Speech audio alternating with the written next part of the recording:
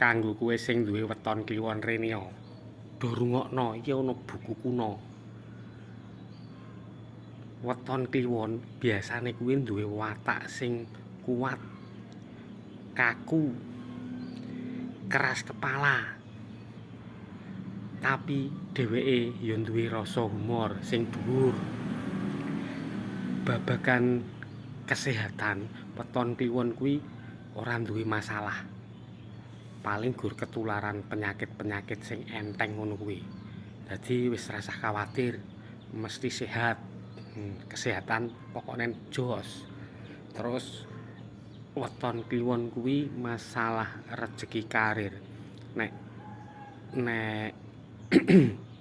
dadi pegawe dheweke kuwi kemungkinan iso dadi pemimpin.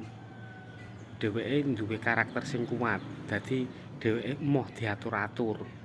Nek usaha, nek dadi wirausaha bisnis kuwi dheweke karena dheweke duwe rasa fokus, duwe optimis, duwe ambisius, makane usahane dheweke iso gedhe. Iso sukses. Tapi ya kuwi nek kebablasan kuwi kadang dheweke sering kapusan. Karena weton kliwon kuwi pinter berkomunikasi dan pinter bergaul. Cara golek relasi ki pinter. Tapi waktu kenalan pertama, weton kliwon kuwi biasane jaim-jaim. Tapi nek wis kenal, wah loyal karo lomo dheweke. Tapi ya kuwi mau, kadang gampang dihapusi. Terus masalah jodoh, weton kliwon kuwi golek jodoh biasane angel banget.